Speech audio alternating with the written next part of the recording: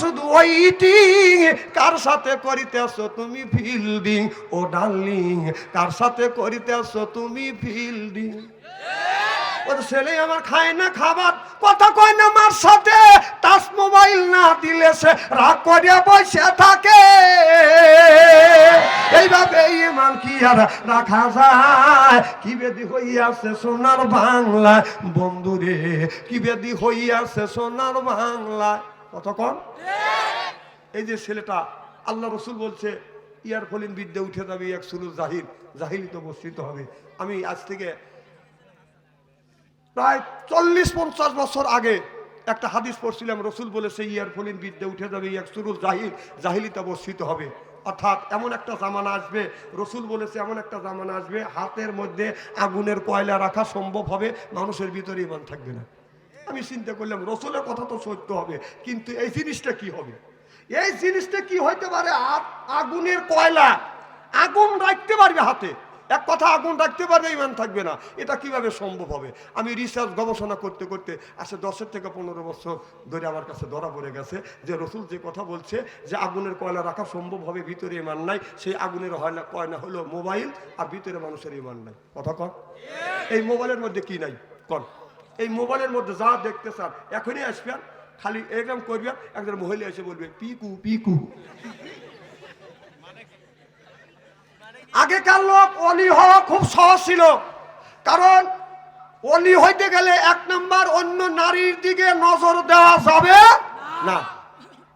আর এখন আপনাদের নজর যে যাবে না, এই টাচফোন আছে, একটা লোক এসে যদি বলে আমি আল্লাহর ওলি হয়ে গেছে, ওই লোকটা আল্লাহর ওলি হয়েছে, ওই লোকটার কাছে যদি টাচফোন থাকে, আল্লাহর কসম কোরআন শরীফ নিয়ে আমি শপথ করে বলতে পারি যে টাচফোন ব্যবহার করে ওই লোক কোনোদিন আল্লাহর ওলি হইতে পারে।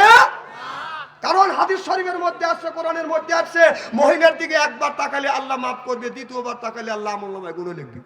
এখনকার যুবক ছেলেরা বলে হুজুর একবার যদি মহিলার দিকে তাকান যায়, আর যদি তৃতীয়বার তাকান যায়, একবার তাকালে আল্লাহ যদি মাফ করে দেয়, দ্বিতীয়বার তাকালে যদি আমলনামায় গুনাহ লেখে, হুজুর এক নজরে আমি তাকা থাকবো 1.5 ঘন্টা। না না, এরকম তাফসির, উল্টো তাফসির করা দেবে না বাপ। যখন আমরা বলি পর্নারীর দিকে যদি তাকান যায়, একবার তাকালে মাফ করবে, দ্বিতীয়বার তাকালে গুনাহ লিখবে, মানুষ আমাদের প্রশ্ন করে হুজুর রাস্তা দিয়ে হাঁটিয়ে গেলে যে জামানা খালি মহিলাই নজর পড়ে, ডানে তাকালে মহিলা, বামে তাকালে মহিলা, সামনে তাকালে মহিলা, পিছনে তাকালে মহিলা, উপর দিকে তাকালে 3 জন মহিলা মাথা বাই করে রয়েছে, ব্লাউজের হাতটা কুত্তায় গেছে। হুজুর তাকাবো কোথায়? তাকানে তো জায়গা নাই, আপনার নিষেধ করেন কেন? আমি বললাম আল্লাহ নিজে বলছে কুল্লিল মুমিনিন ইয়াহুদ্দু মিন আবসারিহিম, ও মুসলমানেরা রাস্তা দিয়ে গেলে তোমরা যদি কোনো দিকে তাকানোর জায়গা না পাও, চতুর্দিকে যদি মহিলা দেখো, তোমরা নিচের দিকে তাকাও। সুবহানাল্লাহ, তো জোরে কও। তাহলে আল্লাহ বললো মহিলা দেখলে নিচের দিকে তাকাও, আর তুমি টাচ ফোন নিয়ে ঘরের মধ্যে শুয়ে শুয়ে একা একা যে এইরকম দেখতেছ, তুই যে অর্ধ উল্লঙ্গ ছবি দেখতেছিস না, এটা কে বিশ্বাস করবে? কর না না, তুই যত বড় পীর সাহেব হোক, তুই যে দেখতেছিস না, এটা কাক দিয়ে বিশ্বাস করাবি? হ্যাঁ, কথা কয় না কে ভাবলি? আপনি যতই সব সাইড রাখেন, টাচ ফোন ঘাটলে অর্ধুল্লঙ্গ ছবি আসবেই। চোখে মহিলার দিকে নজর পড়বেই, চোখের জেনা হবেই। যেই লোকটার মহিলার দিকে নজর যাবে, চোখের জেনা হবে, ওই লোকটা আল্লাহর ওলি হতে পারে না, পারে না, পারে না। কতক্ষণ না? তবে এই জন্য আমি সারা বাংলাদেশ ঘুরি, বাথম পল্লী আমি টাচফোন ব্যবহার করি না, কারণ আমার ইমানের দুর্বলতা আছে, এই জন্য বাথম পল্লী আমি ব্যবহার করি। তবে যারা টাচফোন ব্যবহার করে, ওরা যে অর্ধ উল্লঙ্গ অশ্লীল ল্যাংটা ছবি দেখে না, আমি আর বিশ্বাস করি না, করি না। কত বলতে পারবো? বাংলাদেশের মধ্যে যদি কোনো ব্যক্তি টাচফোন না ব্যবহার করে, সেই ব্যক্তি হলো বেটা সাওয়াল। কতক্ষণ? কি খারাপ লাগতেছে নাকি? আর আমাদের দেশের যুবক ছেলেরা এই মোবাইলে প্রেম করতে করতে প্রেমের সেঞ্চুরি করছি। আপনাদের এরা কি গ্রাম? ছোট বাকুয়া গ্রামের মধ্যে যদি 50টা যুবক যুবতী থাকে, বায়ানদের শোনেন আর জীবনে আনেন না, সব কথাটা শুনে যান। যদি 50টা যুবক যুবতী থাকে, ওদের কাছে যদি স্ক্রিন টাচ ফোন থাকে, রাত 12টার পরে আপনি মেসেঞ্জারের মধ্যে ঢোকেন, ফেসবুকের মধ্যে ঢুকে দেখেন, যদি 50টা ছেলে মেয়ে থাকে, তার 40টাই রাত 12টার পরে লাইনে আছে। না না, ওরা রাত 12টার পরে কি করতেছে? ও তাহাজ্জুদ নামাজ পড়ে মোনাজাত করতেছে। হ্যাঁ, কি ভাবছে? ভাইজান, 3টে ছেলে তার হাতে 3টে টাসন দিছে, দিয়ে মসজিদের আগের কাতারে যা বাপ কি সুন্দর ভাবে বেবাইতেছে, রব্বানা জালাল্লাহ এদি ঠাক ঠাক করে বেবা। তোর বেবানের 5 পয়সার দাম নাই, আল্লাহর কসম করে বললাম। কারণ তোর ছেলে তোর মিয়া মোবাইলের মধ্যে যত অন্যায় করবে, এই পাপ করবে, এই পাপ 3 ভাগে ভাগ করা হবে। 1 ভাগ মা পাবে, 1 ভাগ বাবা পাবে, 1 ভাগ ছেলে পাবে। বিশ্বাস যদি না হয় মরিয়া দেখ, মিস্ত্রি করে ছেড়ে দেবো আজকে। হয় বাকু আসবো, না হয় না আসবো। এক বাকুয়া না আসলে ভাবছো অন্তরে কি হবে রে? কথা বল না কে? আর এই ছেলেরা কে বাবা চাকু দাদু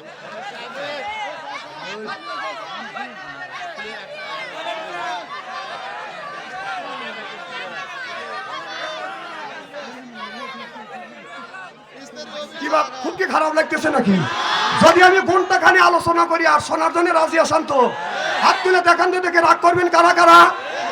না না বুঝেছি, যারা হাত তুলছেন হুজুর তুলছে তাই মোহাব্বতে তুলছে, আর যারা তোলেন নাই বুঝে তোলেন নাই, অতএব 2 দলই ঠিক আছে। জিকির করুন লা ইলাহা,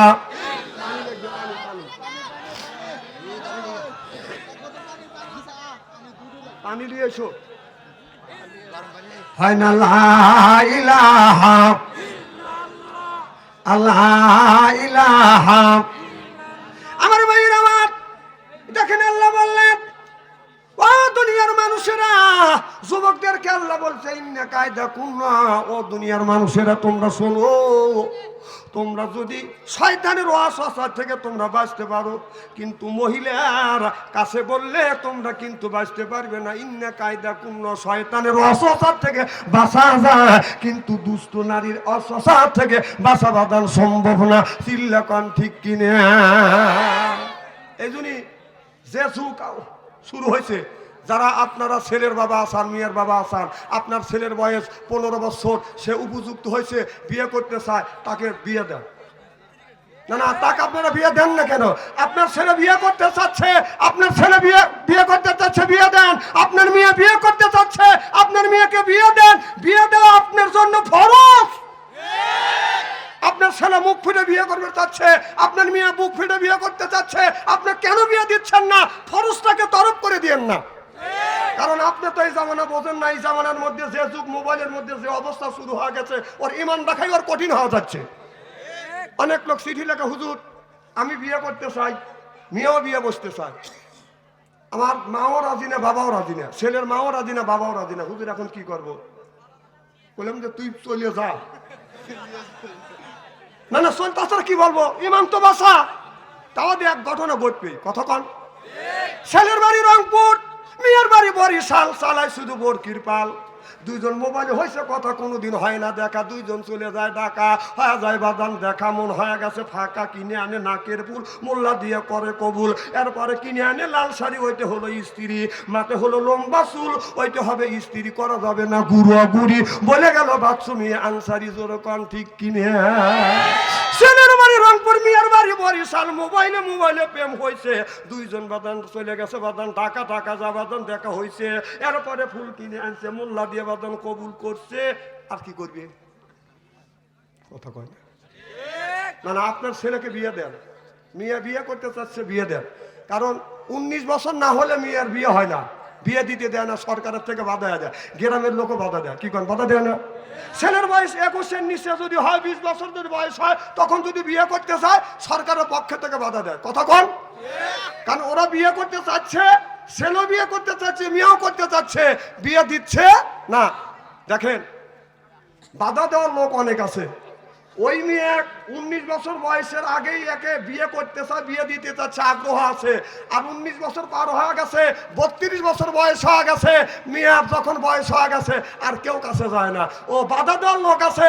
এখন 20 বছর, 25 বছর, 30 বছর বয়স হওয়ার কারণে ওর বিয়ে হচ্ছে না, এখন তার পাশে কেউ দাঁড়ায় না, তুই বিয়ে কর। কথা কন না কে? ওই মেয়ের বিয়ে হইতে চাইছিল, বাধা দিছে, এখন বয়স বেশি হয়েছে, কেউ বিয়ে করতেছে না, বাধা দিছিল, তুমি যখন বিয়ে করো।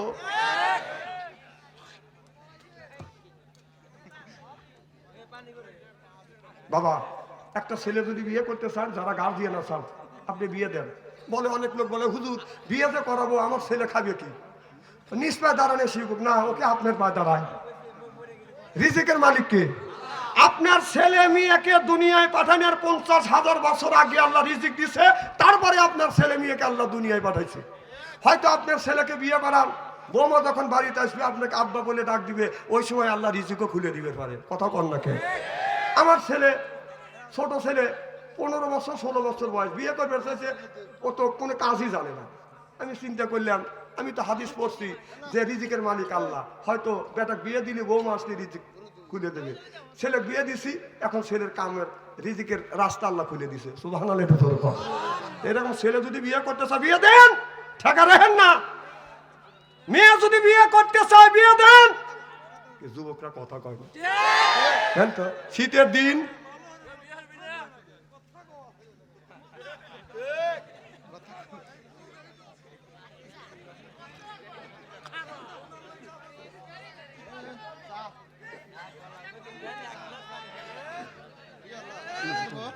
পরে খুব খারাপ লাগতেছে নাকি? নারাই তাকবীর, আল কোরআনের আলো। বাপরে যুবকরা, এই তাকবীরে বিয়ে করবে সবা? তাকবীর আজকে দুইতে হবে। কয়টা? আমরা অবিবাহিত আর বিবাহিত ফুটবল খেলা দেখছি না? আরে দেখছি মানে নিজেও খেলছি। তাহলে ওই খেলা না, আজকে লিল্লাহে তাকবীর অর্থাৎ আল্লাহ বরত্ব বলে ঘোষণা করা হবে, তাতে লক্ষ লক্ষ নেকি দিবে কে? তাকবীর হবে দুইটা, একটা বিবাহিত তাকবীর, একটা অবিবাহিত তাকবীর। যারা বিয়ে করছেন বিবাহিত তারা তাকবীর দিবেন না, মুখ বন্ধ রাখবেন, আপনাদের তাকবীর আছে। আর যারা বিয়ে করে নাই, যুবক তোমরা যারা বিয়ে করে নাই, তোমাদের একটা তাকবীর এখন হবে। তোমরা সবাই তাকবীর দেওয়ার জন্য রেডি হয় বলে? কি যুবকেরা রেডি তো ইনশাল্লাহ? যারা বিয়ে করছেন মুখ বন্ধ রাখবেন, আপনাদের পরে খেলা হবে। এবার যারা বিয়ে করে নাই তাদের তাকবীর। নারে তাকবীর। আলহামদুলিল্লাহ। এখন যারা বিয়ে করে নাই তারা মুখ বন্ধ, আর যারা বিয়ে করছেন, হ্যাঁ ইজ্জত জানি যায় না ভাইজান রেডি? আপনারা বিবাহিত, আমরা বিবাহিত। যারা বিয়ে করছেন তারাই ব্যাট হলেন, শক্তি যতটুকু থাকে ইজ্জত জানি যায় না।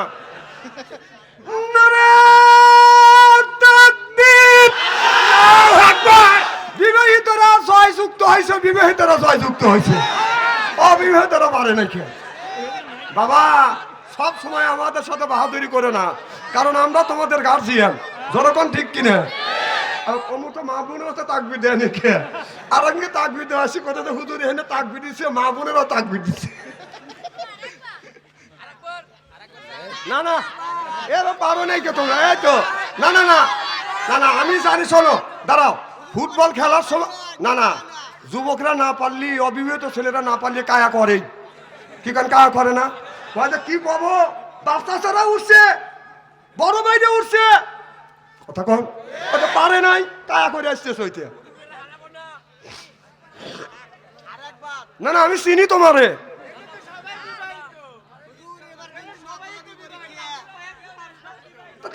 তাহলে তোমরা তাহলে চুপ থাকো, পারো নাই চুপ থাকো। জনগণ মার হবা। আমার ভাইয়ের, আমার মুসলমান ভাইরা ভালো করে লক্ষ্য করে শুনুন, আমাদের নিয়তে বদন শুনতে হবে। আমার নবী মুহাম্মদ রাসূলুল্লাহ সাল্লাল্লাহু আলাইহি ওয়াসাল্লাম, আমার নবী বদন আপনার রাস্তা দিয়ে যখন হেঁটে যায়, আমার নবী যখন হেঁটে যায়, মাথার উপরে বদন এখন মেঘ যায়, বদন ছায়া দেয়।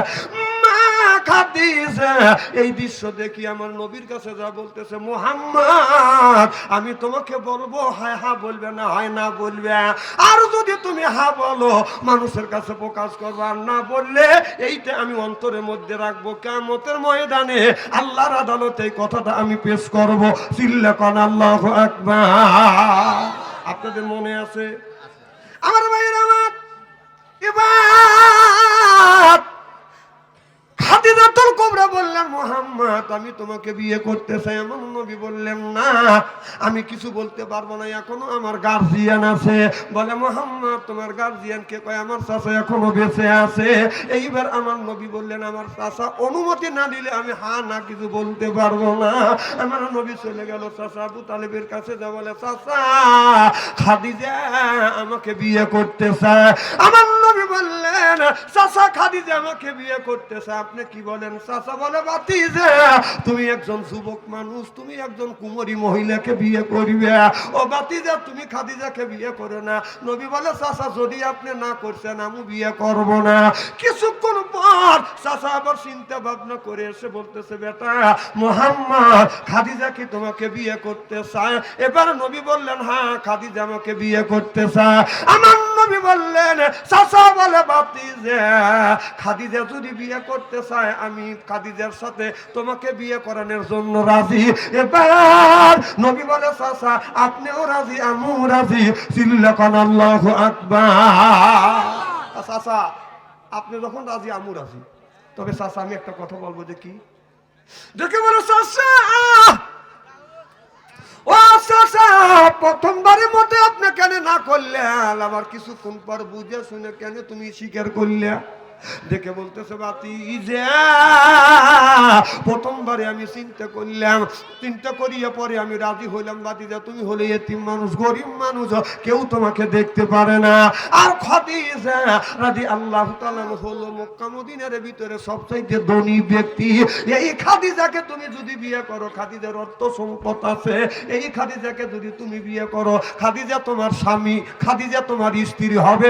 আর কোনো মানুষ তোমাকে আপনার গালি দিয়ে সাহস পাবে না, মাইরা তোমাকে সাহস পাবে না। আমাদের দেশের মধ্যে যদি মানুষ পায় নরম, তার উপরে দেখায় বাদান গরম, প্রতিপক্ষ হয় যদি বাদান শক্ত, বাদান হয়ে যায় তাড়াতাড়ি করে তার ভক্ত।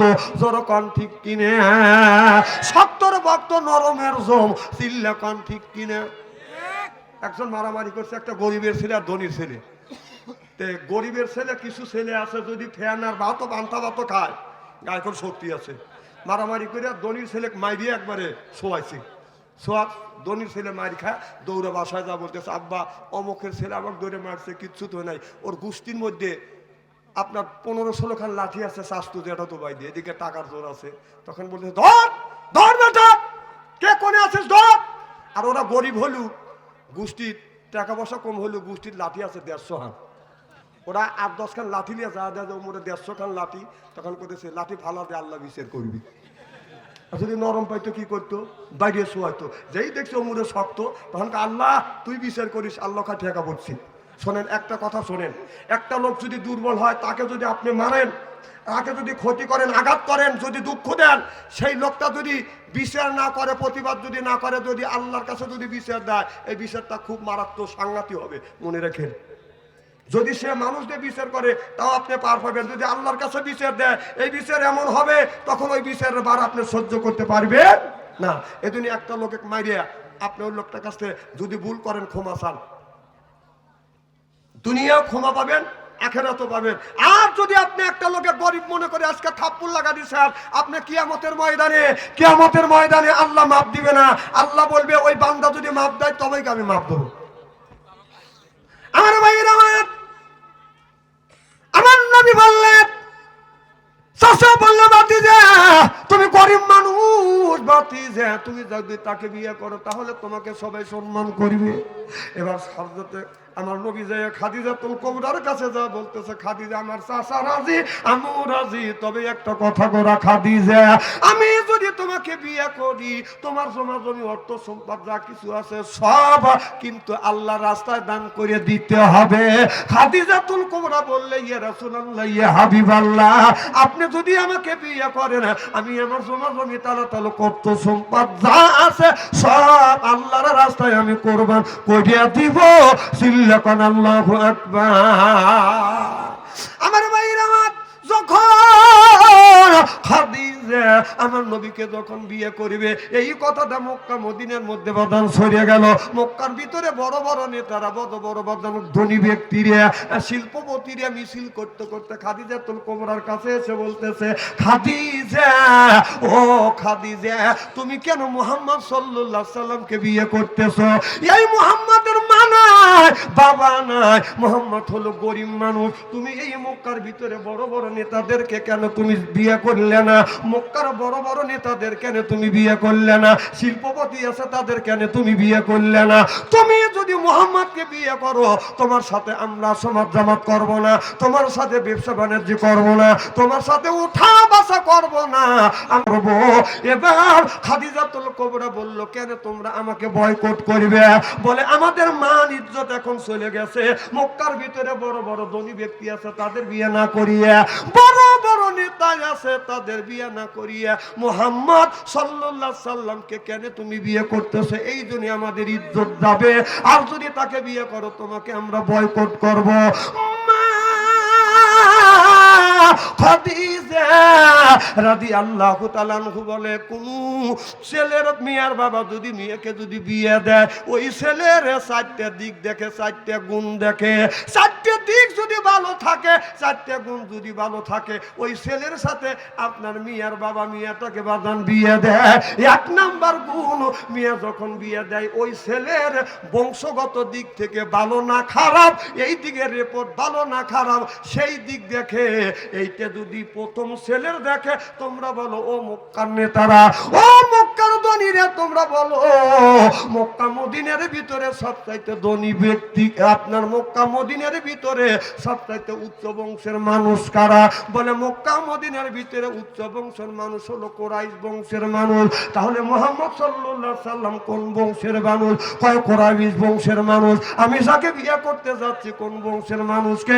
কয় কুরাইশ বংশের মানুষকে। চিল্লাখন আল্লাহু আকবার।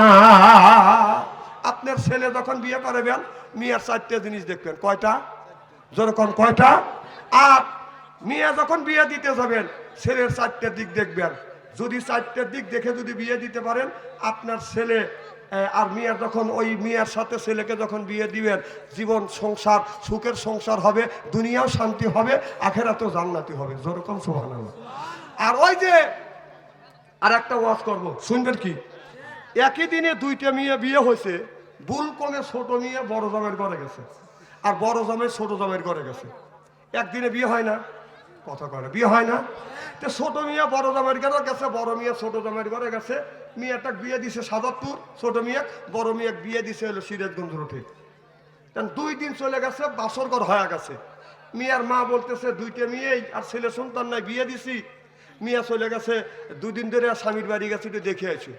তখন বাবা সকালবেলা খাবার খায়, ছাতা হাতে নিয়ে বাসে উঠে ছোট মেয়ের বাড়ি গেছে সাদাতপুর।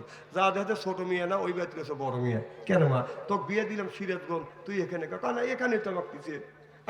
বাসর ঘরে আইসে, আজ 2 দিন হয়ে গেছে, বাসর ঘর হয়ে গেছে। দৌড় বাবা সিরাজগঞ্জ দা দেখা যায়, ওখানে হলো ছোট মিয়া। ছোট মিয়া আছে বড় জামাইয়ের ঘরে, বড় জামাই মিয়া, বড় জামাই আছে, ছোট মিয়া আছে বড় জামাইয়ের বাড়ি, বড় মিয়া আছে ছোট জামাইয়ের বাড়ি। উল্টো পাল্টা হয়ে গেছে। এলাকার হাফেজ কারি মাওলানার কাছে আপনার এই করে যে হুজুর সারে সর্বনাশ হয়েছে, কি করা যায়? কেউ কয় হিলে দেওয়া লাগবে, কয় বিয়ে বাতিল হয়ে গেছে, কেউ কয় আর এক জায়গায় বিয়ে দেওয়া লাগবে। এক একটা লোক এক এক রকমের ফতুয়া দিছে। এবার আল্লাহর ওলি ইমামে আজম আবু হানিফার কাছে যা বলতে, হুজুর একই দিনে 2টা মেয়ে বিয়ে দিছি, ভুল কমে ছোট মিয়া বড় জামের ঘরে, বড় মিয়া ছোট জামের ঘরে। হুজুর কি করবো? আল্লাহর ওলি কয় চিন্তা করে না, সুন্দর মাসালা আছে। সুবহানাল্লাহ। এই ওয়াজগুলি কি শুনবেন? আর একটা ওয়াজ করবো, সেটা হলো একটার মেয়ে বিয়ে হয়েছে 6 মাস ধরে বিয়ে হয়েছে, 8 মাসে গর্ভবতী। 6 মাসে যদি বিয়ে হয়, 6 মাস ধরে বিয়ে হলে 8 মাসে যদি গর্ভবতী হয়, এটা বৈধ সন্তান হবে না অবৈধ সন্তান হবে?